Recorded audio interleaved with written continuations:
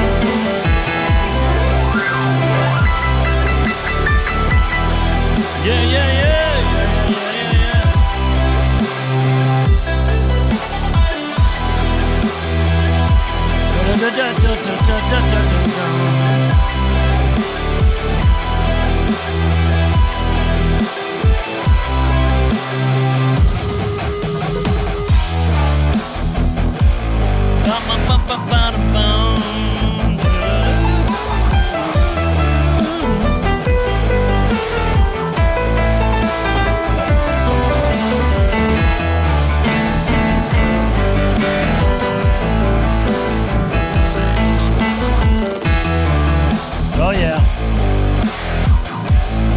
Good morning, good morning, good morning, good morning.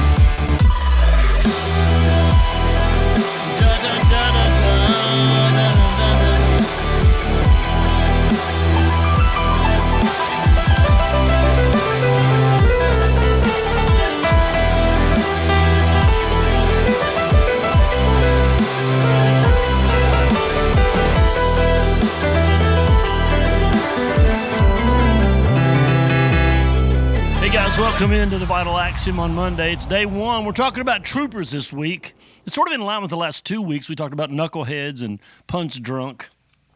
Oh, my music's not looping, and that's my fault. So let me get over to that and fix that. So here we go. We're going to start at 11:30. People are getting logged in.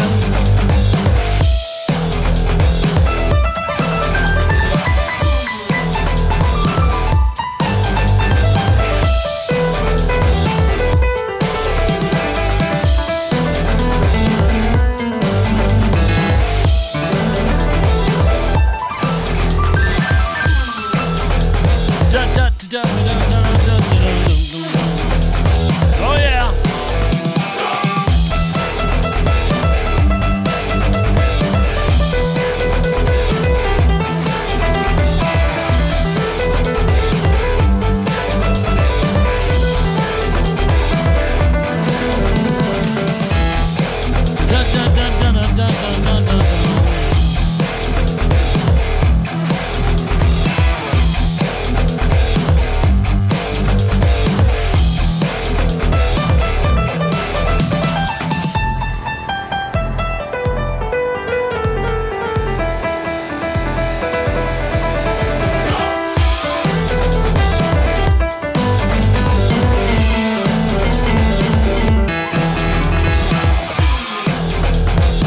We're about to do this, guys. 30 seconds. 30 seconds.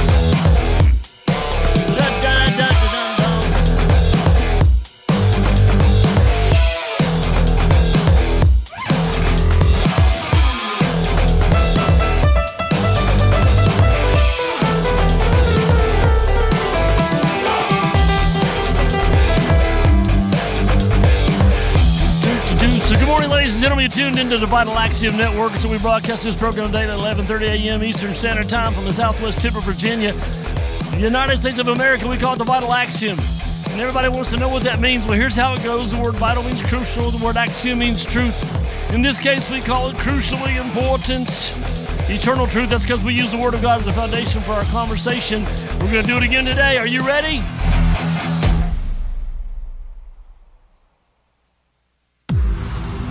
Oh, yeah. Ladies and gentlemen, here it comes. The Vital Axiom coming at you hard. Okay.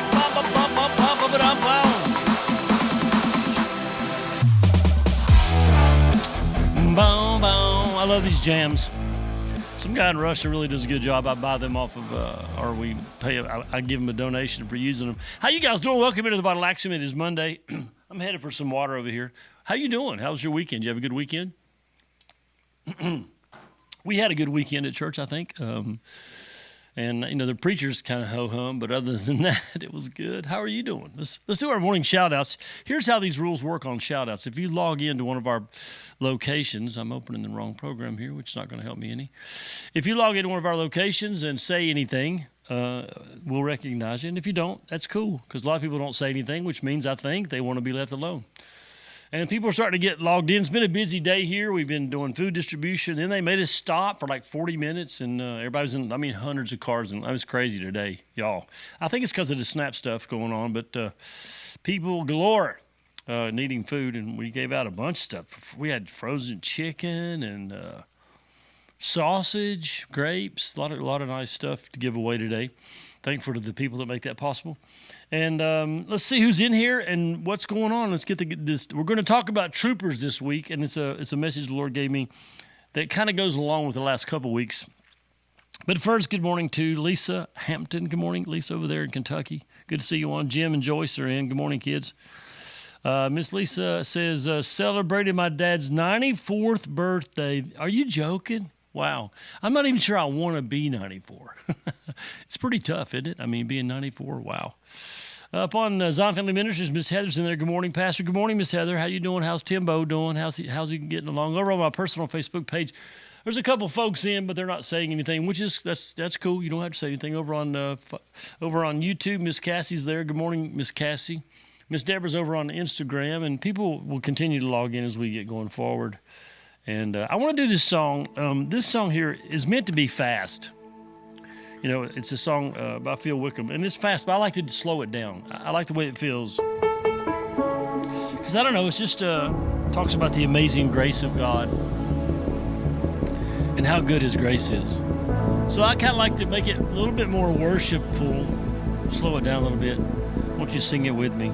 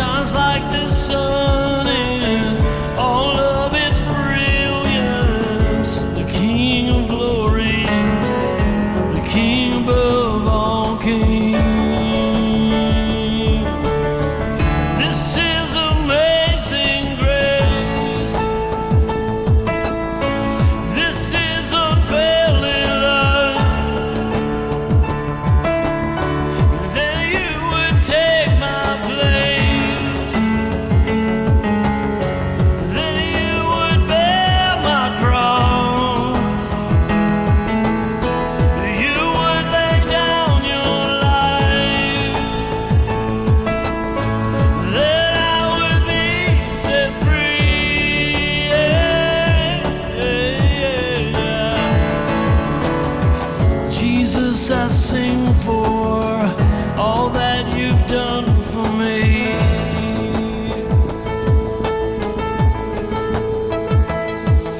Worthy is the Lamb slain. Worthy is the King, conquered the grave. Worthy is the Lamb who was slain. Worthy is the King, conquered the grave.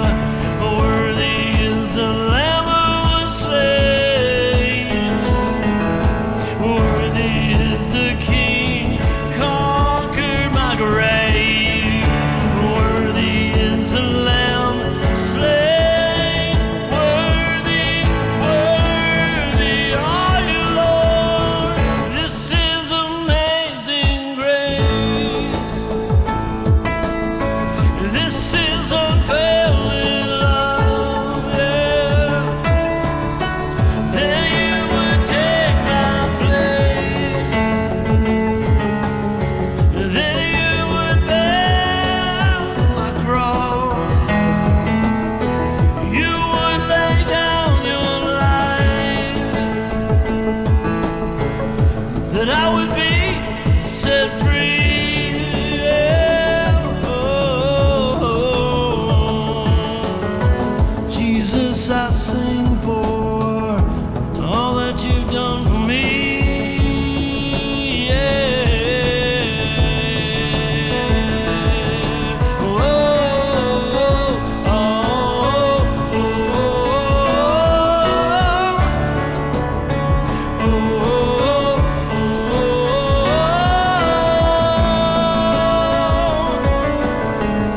yeah.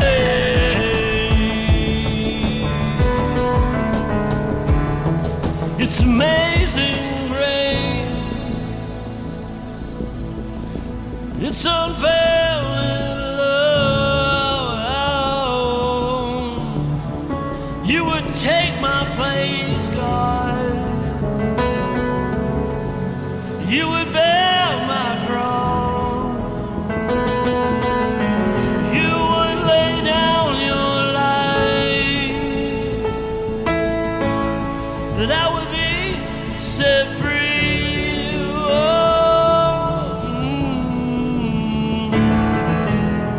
Jesus, I sing for all that you've done for me.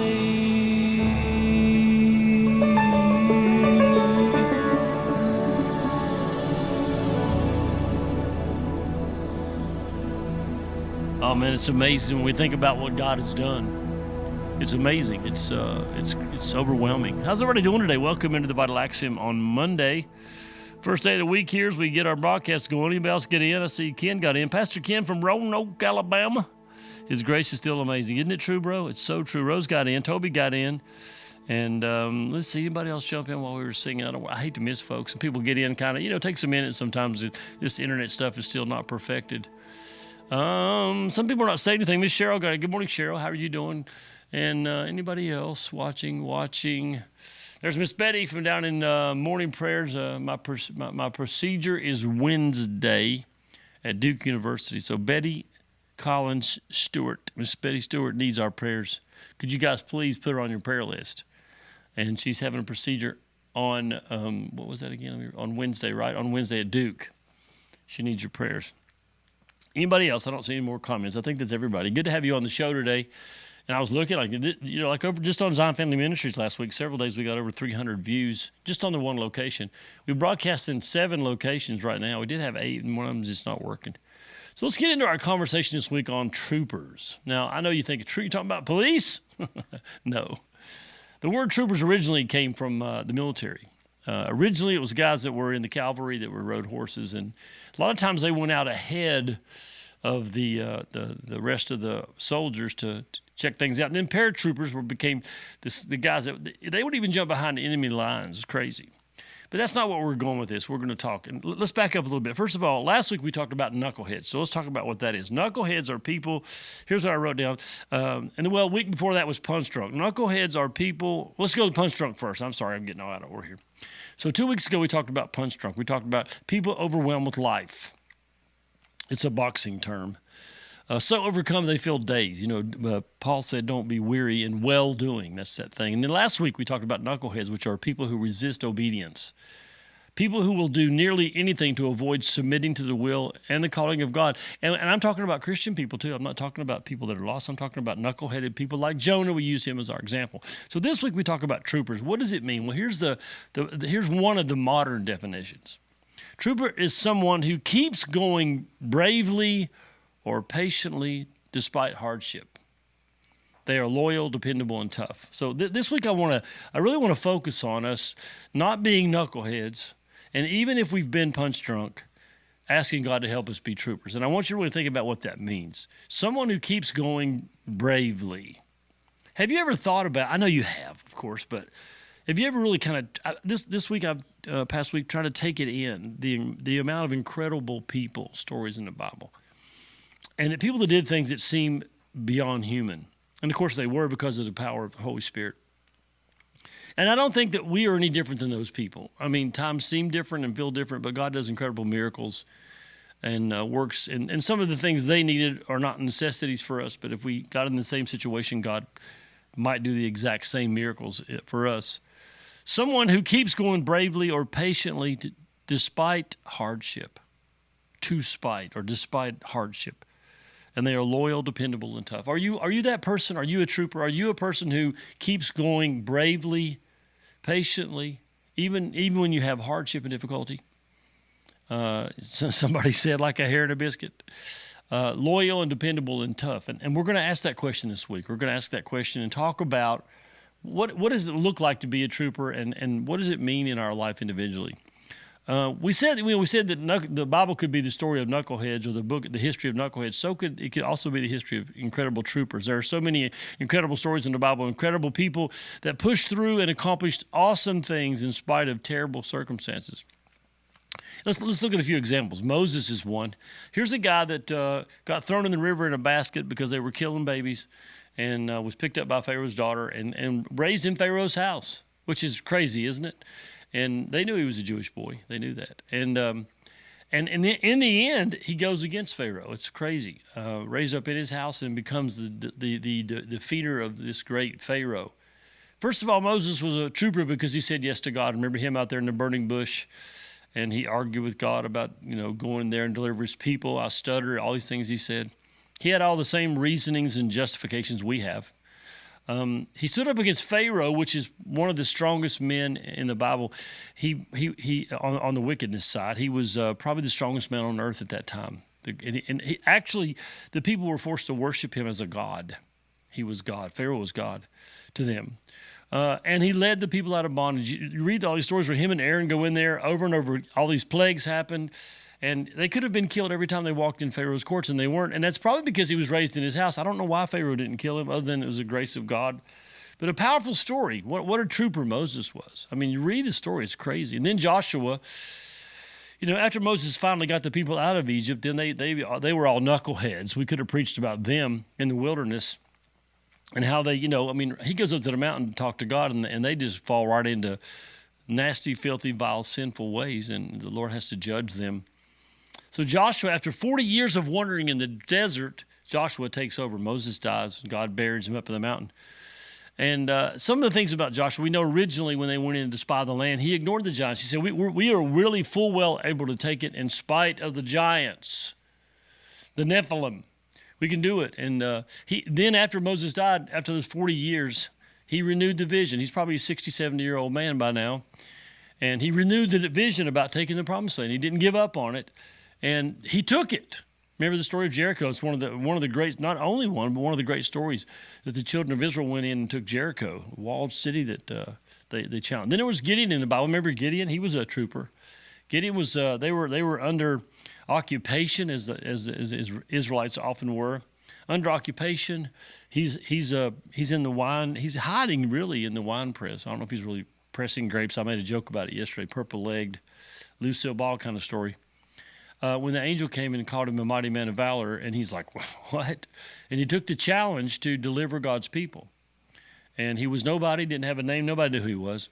And first thing he did was really powerful, and that was with his own nation. He took down the high places, their wickedness and their worship of false gods. He went out and tore all these places down. Because you can't address, listen, this is a real good point. You can't address your enemy until you address your own sin, your own idolatry and witchcraft. And then he defeated the Midianites. He had 32,000 members in his army, and God whittled it down to 600, and they defeated the whole army of the Midians. And then there's David. David was he was a trooper, right? I mean, he's a crazy trooper. He was faithful to his dad. He kept the sheep. He when he was sent, brought lunch to his brothers that were facing the Philistines, which is funny, is Gaza. It's Palestine. Same people. Goliath comes out and starts cursing God and saying all these horrific things, and David is offended. What are you guys doing? You're not doing anything about this? Who's going to let him go on? So he took him on, little 12-year-old boy apparently, threw one rock into his head with his slingshot. And I said yesterday, his sword was so big, David could barely pick it up. And then he became the king of Israel. And one of the greatest things he ever did, beyond Goliath, really, even greater, was brought the Ark of the Covenant back that had been taken. And brought which represent the presence of God coming back into Israel. He was a trooper. I mean, I know he messed up with Bathsheba, but go read Psalms 51, the lament, the brokenness, the humility after, coming to God and God confronting him about his failure.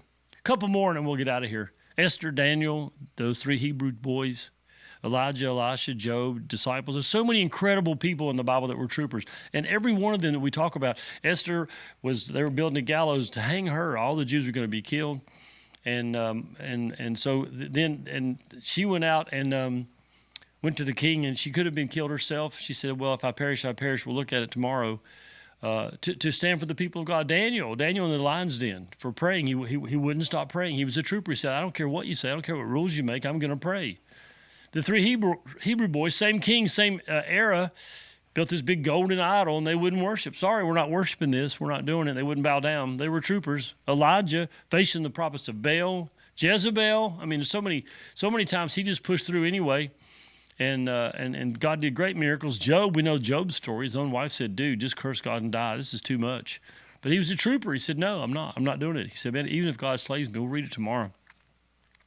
And then the disciples. Did you know, I don't know if you ever read the history of the disciples. It's not hard to find. You can read it. Every one of them, 11 of them, John on the Isle of Patmos was not martyred. In a sense he died in a prison island. And then you bring Paul into the picture. He was also martyred. 12 of those guys brutally murdered for their Christian faith. And they didn't give up or quit or turn back. They were incredible troopers. I want you to think this week about your own life and ask yourself, am I a trooper? And it's not about your own glory or your own ability, but it is trusting God and his grace to take you through the most difficult times, and you still shine for God, and you still do great things for his kingdom, and you still continue to say, I'm not giving up or giving in or going back.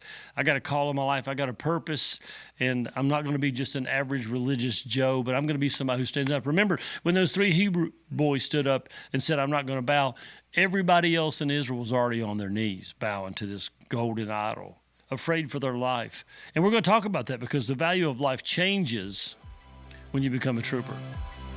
Okay, that's it. Now here's what we're going to do. I'm going to do my closing, as you know, but I'd like to come back and see if you got any comments. So if you got something to say, now's the time to do it, and we'll get out of here in just a few seconds. So, ladies and gentlemen, you've been watching the Vital Axiom, which stands for crucial truth, or crucially important eternal truth, because we use the Word of God as the foundation for our conversation every single day right here on the broadcast. Now, I want to close by saying thank you. Thanks to everybody for watching. Thanks for being a part of our Vital Axiom family. Thanks for participating in these crucially important eternal conversations. And now to the overhead cam. There it is. You can see my camo shirt. I see Eric got in. Good morning, Eric. Today is Ann's birthday. Love you, buddy. God bless you. Anybody else got anything to say? Rose said good morning. Bum, bum, bum, and up, dun, dun, dun. Hey, there's my cuz, Elaine. How you doing, Elaine? Good to see you in there. I see a bunch of people, but they're not commenting, which is cool. There's no comment rule. Deborah says, great message. Thank you, Deborah. Bless you. There's my buddy Herb. What's up, buddy? This is your last chance.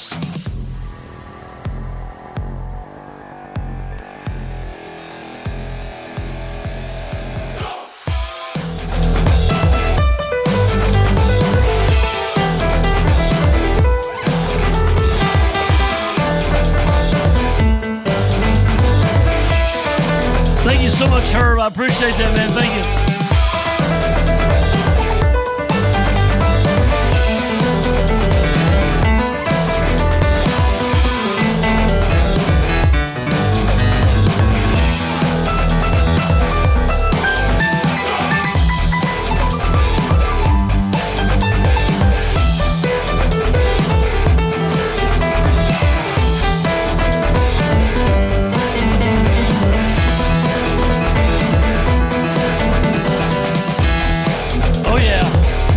Out of here, kids.